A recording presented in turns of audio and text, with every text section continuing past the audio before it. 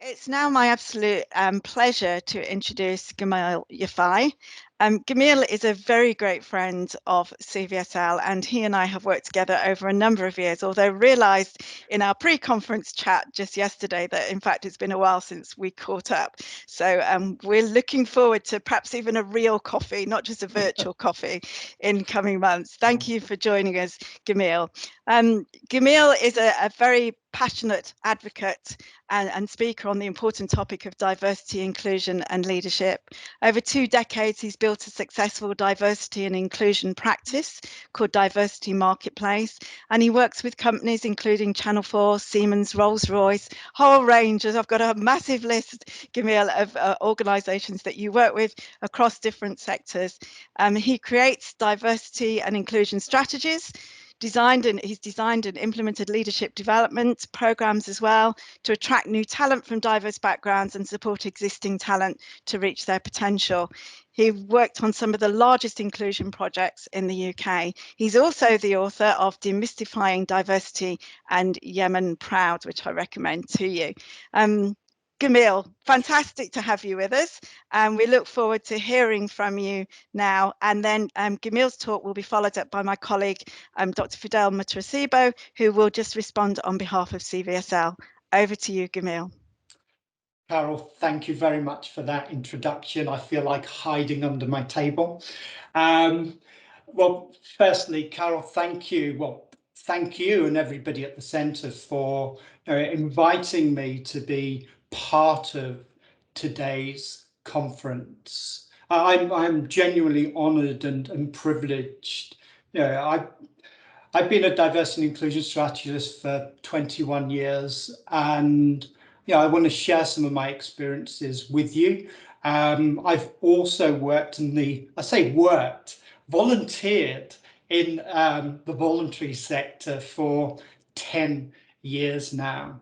However, one of my shares is it wasn't easy to get into the voluntary sector.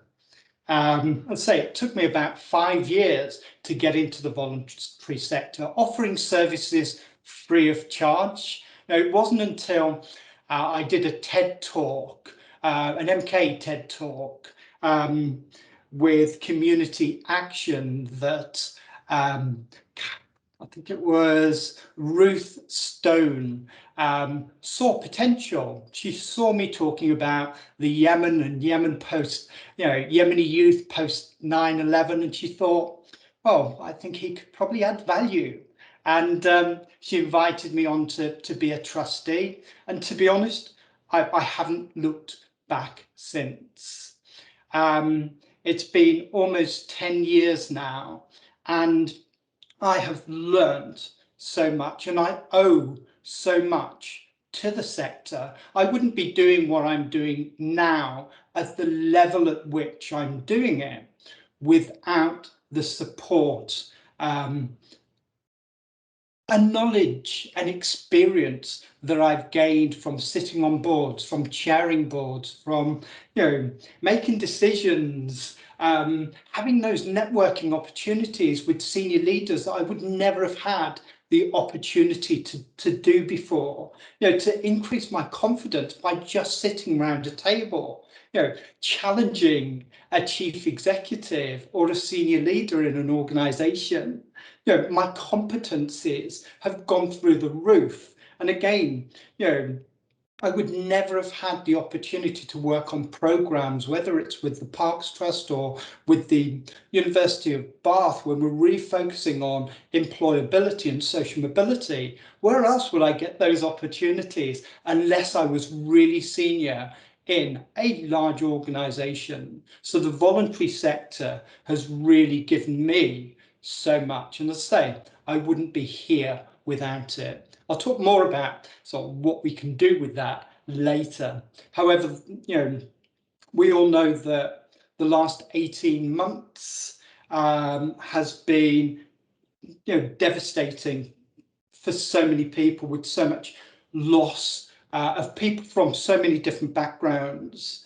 The voluntary sector has done so much in terms of alleviating the pain, the anguish, the poverty, and the hunger that other people have suffered because of because of COVID. Even before March, because it's been around a lot longer than that.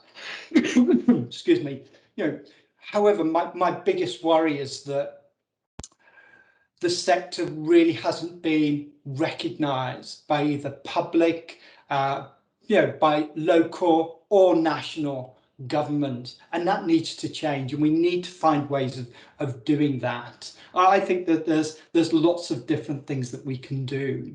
So the last 12 months, we've seen huge changes in the workplace. We've seen huge changes in terms of how we communicate with people. We've seen huge changes in terms of accessibility and flexibility within organizations.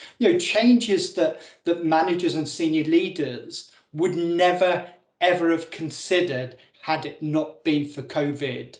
In terms of flexible working, so many people are now working at home. But what that also does is it gives us opportunities to access individuals, who may not be able to leave their homes, who may not be able to, to go for a job interview. So there's so many different opportunities that are going to pose themselves and to give us better opportunities to communicate, link in, and collaborate with different people, with different organizations. We just need, to have that growth mindset and to focus on doing differently and to get used to doing things differently.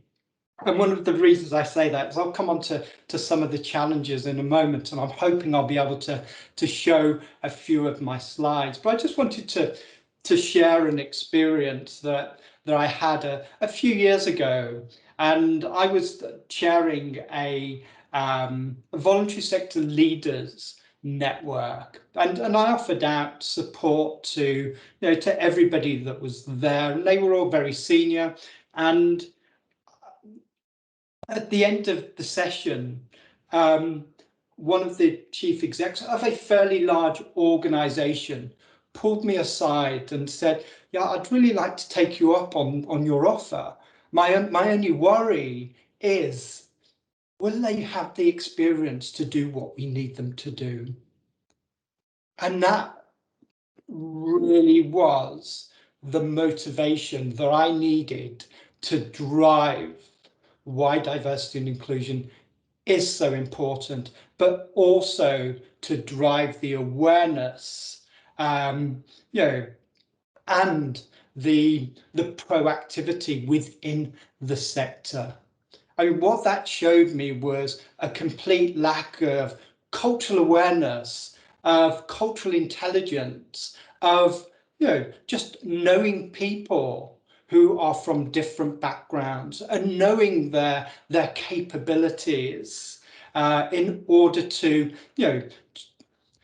to make huge changes in organizations. Over the last few years, I've consciously managed to introduce, I'd say about 10 people into voluntary sector organizations, into trustee positions.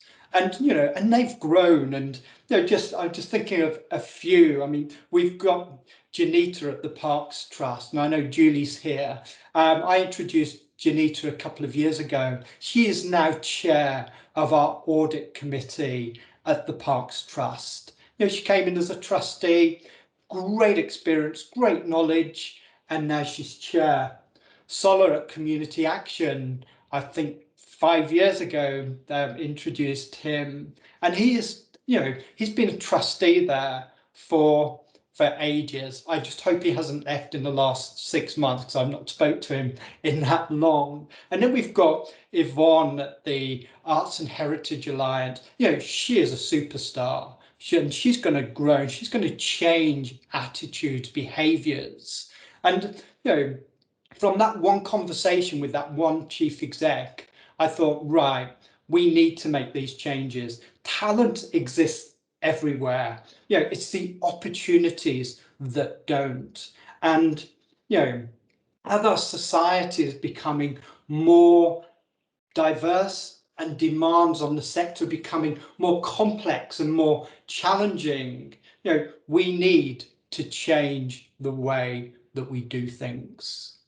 We've struggled when it comes to diversity and inclusion for many, many years. You just have to keep looking at numerous boards. Yes, I confess there are some boards that have got it and done brilliantly, but when you look across different sectors, you start to see that the leadership teams and the boards, the trustees, still aren't representative of the communities that that they work with. And I'll just hopefully, Heidi, am I able to share my slides?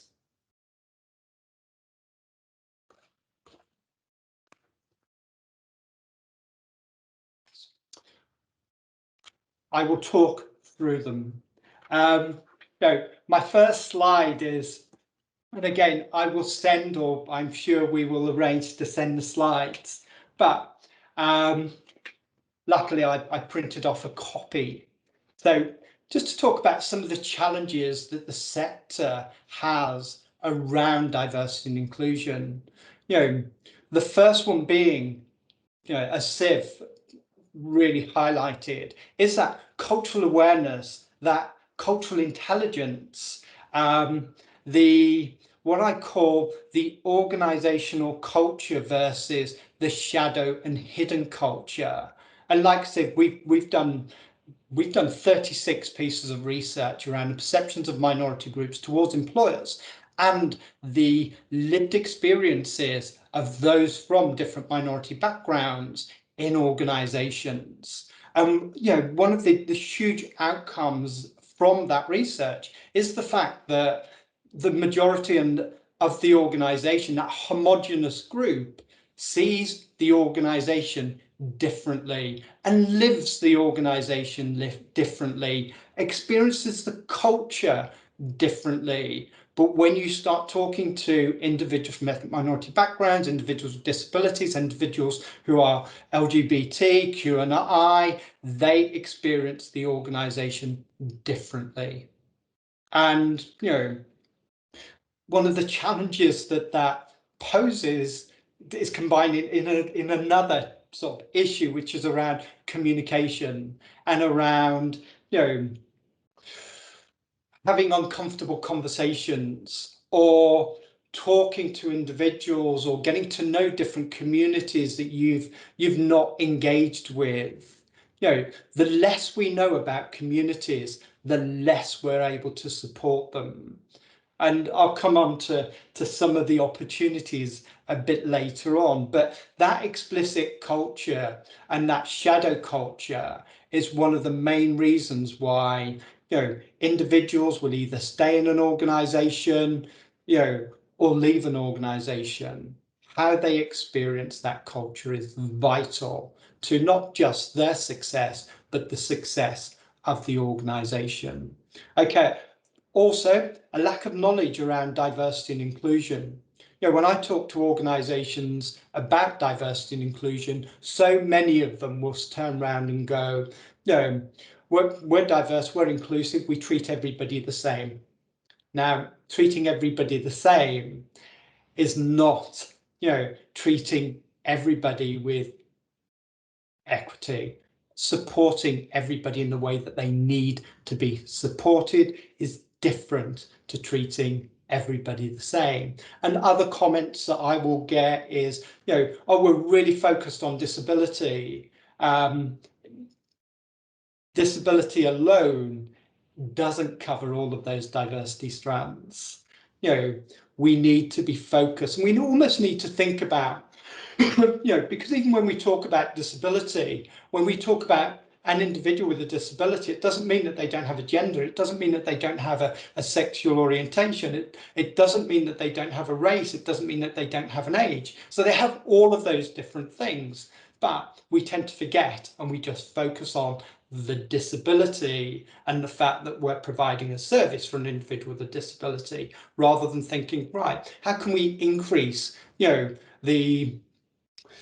the service users that we have by tapping into other communities that do have, from ethnic minority backgrounds, who do have kids with disabilities that may not know about the services that you provide. So, our knowledge and awareness around diversity and inclusion, whether it's the terminology that we're using, we're starting to talk about things like ecosystems. We're talking about intersectionality. We're talking about, so many different topics now. We're talking about conscious inclusion as opposed to unconscious bias.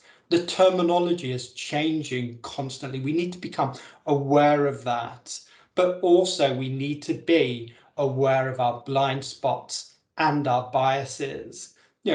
Even though I can almost guarantee that 99.9% of individuals who work in the voluntary sector believe that they're doing the right thing. They believe that they are honest. They believe that they're good, genuine people that that are doing the best that they can for their service users, for their staff, for the volunteers, and for everybody else. Which is great. And I genuinely believe that in myself. However, I've recognized loads of biases and loads of blind spots that I have, and it's not just about those blind spots, it's about the recognition of, it's about what are we going to do about those blind spots? And how do we find out that we've got blind spots? How do we find out that we've got biases? And, Harvard do a brilliant tool that's free. Anybody can use it. You can go on and you can find, you can identify your biases by going through an assessment. As I say, so easy to do. Find it on the web, or I'll send you a link. So there's lots of things that we can do. Another big challenge is around psychological safety, and that's two things for me. Psychological safety is about encouraging people to have more uncomfortable conversations, to be able to say things that they've been afraid to say. And if they don't say it, then it stays with them. So by encouraging people to say things, to get things out into the open in a safe environment, I've been to, I've trained a number of boards recently, senior levels, and at those levels, I've had people, turning around and using terms like half caste and using terms like coloured, and and to me, I've challenged them straight away, because they just didn't know. A lot of people have never been told that half caste is a derogatory term, or coloured, particularly now that we're using the term people of colour. Does that not mean coloured? So, people are getting confused. So let's get the conversations out into the open, and let's challenge in an educational way. Let's assume good intent. Let's let people know that it's okay not to be okay. It's okay to say the wrong thing, as long as you are prepared to be educated. So psychological safety is paramount, and psychological safety also allows individuals to say silly things that or things that we think are silly, but those silly things are, or you could say, the foundations for really good ideas. And if people don't say anything because they're afraid to say things, then we're not going to grow, we're not going to develop as organizations. There is still an issue of tokenism within organizations. Tick box. And I know this because clients send me a policy and go, how good is this policy? And I'm going, well, what are you going to do from that policy? Oh, no, we're just going to do the policy. That is a tick box. And as I say, that's my experience. Another challenge is the awareness of the sector in terms of the diverse communities. Okay, so those are just some of the challenges, some of the opportunities, and there are, and I'm going to reel through these because I'm just conscious of time. So some of the opportunities is the mass amount of funding that's available for diversity, inclusion, projects, initiatives, research, engagement, etc. It's really important that we gain that diverse perspective. It's really important that we start challenging our thinking and those potential echo chambers that we have in our organizations, because most of the people that we have are very similar rather than different. So these are opportunities to change your boards and to increase, the number of individuals from different backgrounds. To say, I think this is a brilliant opportunity to reframe how we promote the sector in terms of focusing on the development opportunities that people from different minority or diverse backgrounds can gain in terms of either being a trustee or coming in at senior level. And for leaders like yourselves, it's paramount, and it's simple, because at the start of my talk, I explained all of the things that I gained, through being a volunteer, because I'm really proud of being a volunteer. When it comes to the sector, I didn't think about the learning, the development, the competencies, or competencies that I would gain when I came into the sector. But, I've challenged salaries of chief execs. I get to challenge the chief execs directly on things that they want to do. I get to contribute to, to real complex decision making, and I get to help decide how money is spent, who to make redundant in hard times, which is awful, but how to invest, or where we invest our money, or who to recruit as the new sort of chief exec. And there's so many others sort of benefits that I've gained, and we really need to get that knowledge and experience into the communities that we're trying to represent. So what can we do? I hear the term hard to reach so often, and to be honest with you, no community is hard to reach. I see it as an excuse for not having time, capability, or capacity to look beyond our existing networks. We can get into any community that we want, particularly where I live in Milton Keynes. We've got 11 mosques. We've got black churches, we've got gurdwaras, we've got Hindu temples. For senior leaders, for me, the critical thing is to get to know your communities, to get to know those diverse communities, go into a mosque, a synagogue, a temple, a gurdwara, etc. And I mean, or some of the work that I do with the Parks Trust, and the great people at the Parks Trust, we built ambassadors out of those communities. We're collaborating with the Hindu Society, the Bangladeshi associations, the African diaspora, and many, many more through organizing events, which is increasing the awareness of the facilities that the Parks Trust offer, but also increases the audiences that we have. There are so many different ways. Also, improve our cultural awareness and intelligence. Do talks in mosques. I go into mosques and I talk for 10 minutes about organizations. You can talk about your organization, and you would be highly welcomed in those organizations. Also, you can do research. The Art and Heritage Alliance, we did a research project in Milton Keynes recently that focused on the disparity between the arts and heritage sector in terms of how engaged they felt they were, and the communities that they were trying to engage with, and how they felt the sector was doing. And if I was to say there was a huge disparity between, what they thought and what the communities thought, let's say you'd be right. So, inclusive leadership. Think about inclusive leadership. If you focus on inclusive leadership, you increase the capability and capacity of your team by nurturing their talents, letting them flourish, and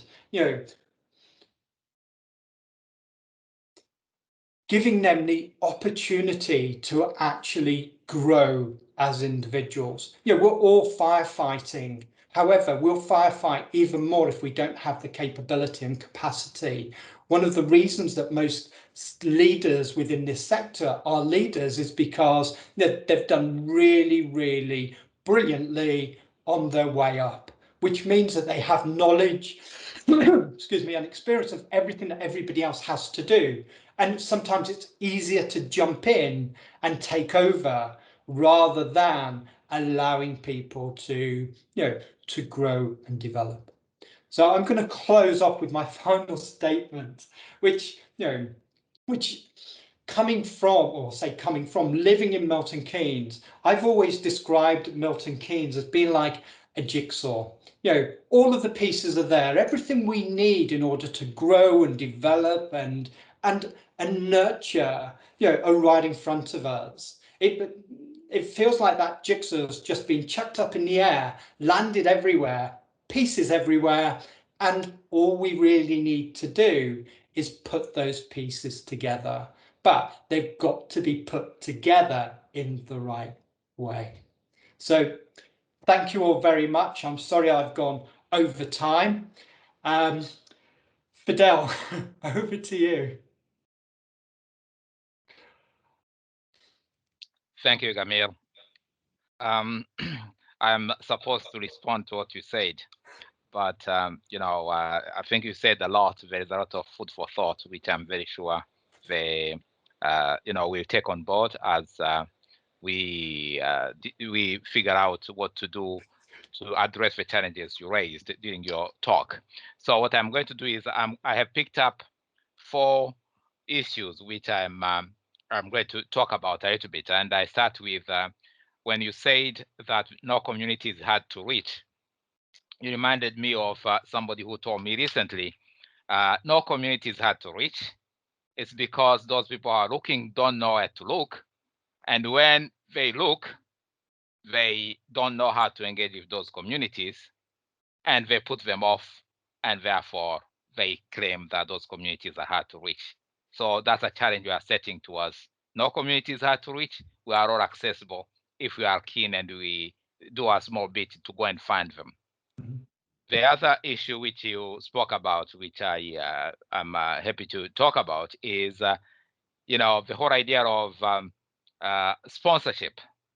It's something which came up at a conference I attended yesterday, and it had never occurred to me that sometimes you may have a talent, but unless you get somebody to sponsor you, obviously your talent is not going to be seen. So somebody somewhere in an organization has to tap on your shoulder, just as Ruth did to yourself, and call you to come in, and then the rest is history, because you go, you get the confidence, you contribute, you engage, and you challenge, and you have to build more inclusive organizations and societies. And therefore, Fidèle, do you mind if I just add to that?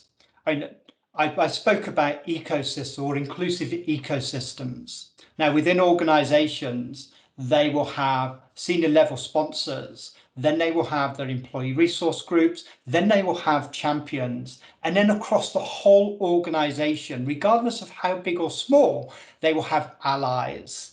And allies will focus on different areas of diversity and inclusion. So sponsorship is one, but spreading the word and creating that sort of inclusive environment requires an ecosystem, and that can be built very, very easily. Yeah, that's terrific. And then obviously, in order to save time, the other issue which I want to talk about, which you raised, is the whole area of intersectionality, which reminded me that we are all individuals, and we have to look away or stop looking at people through the lenses of categories which are often set by people who have a different agenda. If we want to be inclusive, we have to look at the person as a whole, because what you see may not be what the person feels like. So we need to engage and make sure that we include people irrespective of where they come from, their ability or disability, sexual orientation, or religion or no religion, and so forth. So let's take on board what you said about intersectionality. And finally, I would like to mention what you said about uncomfortable conversations, which you ought to have if we are going to collaborate, whether it's in the context of diversity or otherwise. We need actually to be open and find ways of talking about difficult issues, which obviously diversity is one of those issues. We can't run away from it. If we want to collaborate, we can only do it by being open and honest.